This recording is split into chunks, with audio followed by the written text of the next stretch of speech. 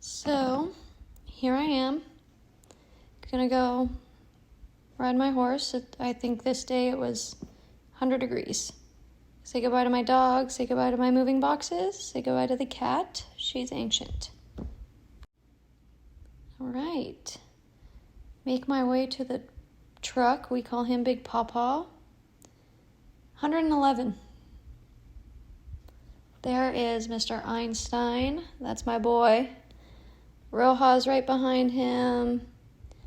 He gets a little dirty. He likes to rub his face in the dirt, but we don't judge him for it because he's a sweet boy.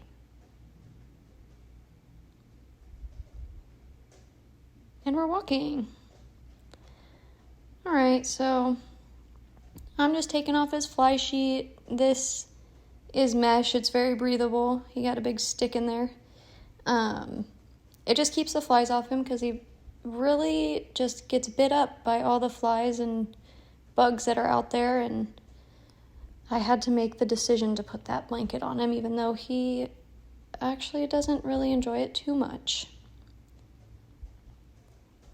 But here we go, getting all my crap out of the truck, because I do kind of live out of it some of the times. Here we go. We're brushing, make sure he's good to go. This also lets me see if he's got any new cuts or nicks or anything going on that I didn't see before. Pick up his feet, pick them all out. He gets a lot of rock stuck in there because he's out there on, I think, 150 acres right now, so he might have some stuff stuck in there, which he did.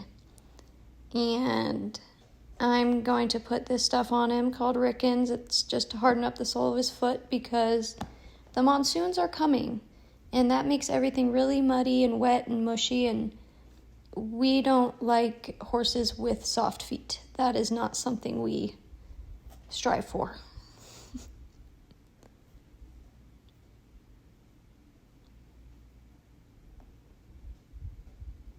But yeah, this takes a minute. It's actually very hard on your back. I don't know how farriers do it. The farriers are the ones who put the shoes on their feet and make sure everything's all good, because you can really mess up a horse quickly if you don't have a good farrier.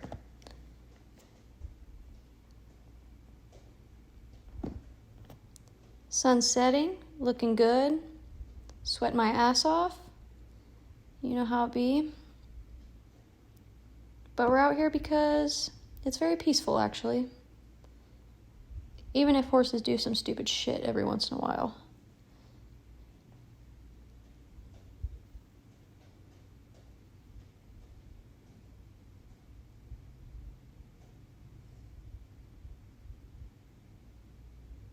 All right, next step. I'm gonna throw this saddle on him. He is not a fan of this saddle, so I am working on getting him a new one, but they'd be expensive. But you can see him, he's putting his ears back. He's not too happy with me, but we got to get him rode because we don't want him getting fat. So he's going to have to deal for the time being. We're just going to cinch him up. Put on his breast collar, helps the saddle not slide back on his back. All these clips and buckles. An interesting fact, this is called the latigo, and you tie it just like you would like a necktie, and that secures it pretty well.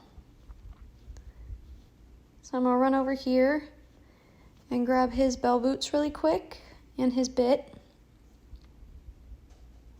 And the boots I'm going to put on him, they just go on his feet just to protect that hoof, so that if his back feet were to come up and smack his front feet, they would be protected. And I always just keep those on just for peace of mind. I'd rather have them on than not. And here we're going to put my boots on. These are probably 5 years old. They're still kicking. The insides are probably completely messed up. But I don't want to buy new ones. All right, here we go. We're going to put on this bit. Take his halter off. Always tie your halters up when you get off your horse. That is my biggest pet peeve. Because if you leave them down, someone can get stuck in them, a horse can get stuck, and that's a wreck that I don't want to see. So, put on his bit, fix his little hairs, walk him around a second so I can tighten up that cinch again. Because he do puff out his belly every once in a while and trick me. And I get on and it's a loose saddle, which also is something you definitely do not want. But here we go. Here's the stretch. All right. And we're off into the sunset.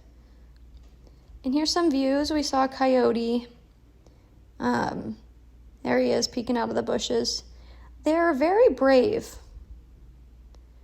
And people do not scare them anymore. And when you see one, there's usually a few more hiding out somewhere else, but they don't usually bother you. Here's some saguaros and some pretty clouds in the sun. And all these little bushes, those are creosote. And that's what makes the rain smell like rain. Oh, we had to stop and sniff some poop. Here's some more sunset action. Here I am, sweating my balls off. Okay, we made it to the end of the road. It's a quick little scan of what I get to see every day. Very pretty mountains. There was a nice breeze going on. And here's the sunset when I got back, which was very pretty. All right, and then we got to undo everything we just did. Get everything off him. He was sweating, breathing heavy. Oh, I got caught in my reins. And fun fact, they tell you never squat in your spurs because you can imagine how that would end up.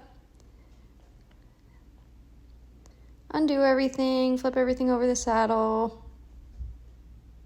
Come back around, lift it off him. All right, now I'm going to hose him off, but I got to wait till that water cools down a little bit because it comes out really hot. And you start with the legs because that's where all their veins are. And that cools the rest of their body down a little bit before you just go right onto their body. Because if you shock them with a temperature change, it could actually make them real sick, and you don't want that. So just gradually work up the leg, get his belly, get his neck, and he shakes that off. And he really enjoys this part, I think. I mean, you'd have to. It's so goddamn hot out. But yeah, at this point it's starting to get dark, so I'm kind of hurrying. And I'm sweating. All right, fun part. Gave him a carrot. His name's Einstein, but we love him, but it's kind of just a funny joke. So he's chewing. We're going to use this carrot just to stretch his neck out a little bit. And horses that are in work and that I'm riding really often, I like to keep them stretched out because that's how an athlete would do it. And he's on his own time frame. He doesn't realize that it's getting dark and we got to go. But here we go. He just really likes to chew it. I don't think he really enjoys eating it. He just likes the crunch of it. And that's okay. So now we're just kind of going to stretch his legs out.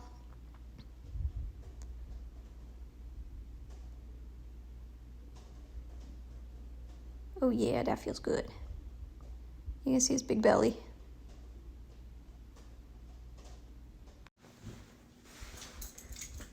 All right, and we're stretching. He's kind of a pain about this.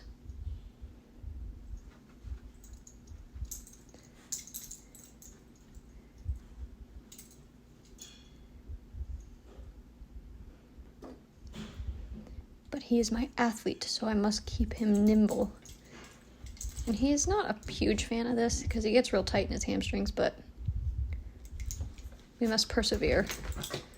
Make him stretch. You can hear my dog in the background of this voiceover.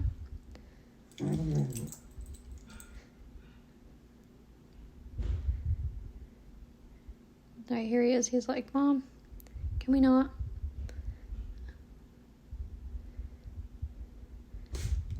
And then he decided to show you guys his huge ass.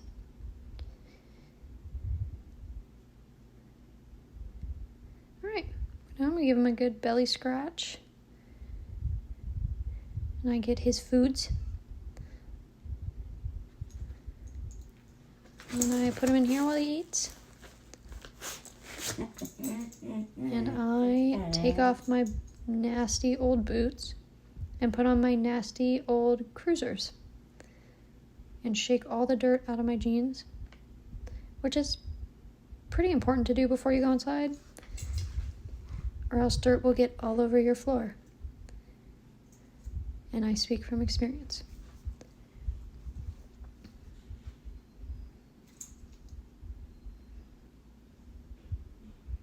Pulling them back up.